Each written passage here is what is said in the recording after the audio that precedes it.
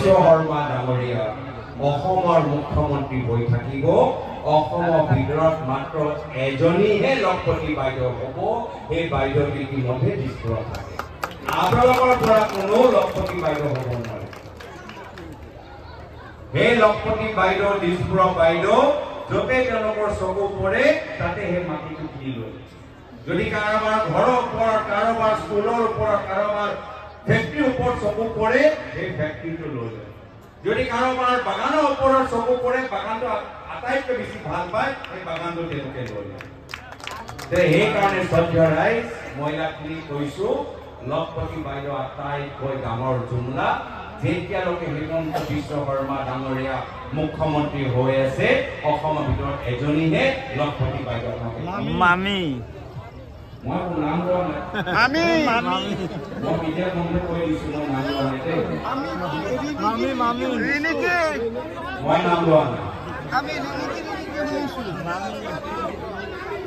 কিন্তু আপোনালোকক কৈছোঁ কংগ্ৰেছৰ ইস্তিহাৰ ভালকৈ পঢ়ক কংগ্ৰেছৰ যিখিনি কথা কয় সঁচা কয় কংগ্ৰেছে মিছা কথা নকয় মোৰ পৃথিৱীৰ প্ৰায়ত তৰুণ গগৈদেৱে কি কৈছে মিছা ক'লে কি দাম হ'ব এয়া হৈছে কংগ্ৰেছ আমি ভুৱা প্ৰতিশ্ৰুতি নিদিওঁ আমি ৰাইজক মিছা কথা নকৰোঁ আমি সঁচা কথা কওঁ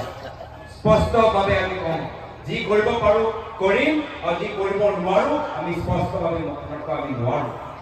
কিন্তু আমি ৰাইজক বিষয়ৰ কথা নকওঁ মই সেইকাৰণে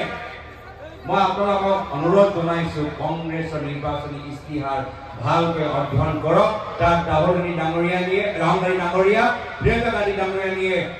স্পষ্টভাৱে উল্লেখ কৰিছে কি কংগ্ৰেছৰ নেতৃত্বত ইণ্ডিয়া লাইন চৰকাৰ হ'লে ভাৰতৰ প্ৰত্যেক দুখীয়া ঘৰৰ মহিলা 1 লাখ টকা পাব আৰু সেইটোৱে আপোনালোকক ক'বলৈ বিচাৰোঁ যদি বাস্তৱভাৱে অসমৰ মহিলা লখপতি বাইদেউ হ'বলৈ বিচাৰে তেতিয়া আপোনালোকৰ সন্মুখত এটাই বিকল্প ভাৰতীয় জাতীয় কংগ্ৰেছ পাৰ্টি মাত্ৰ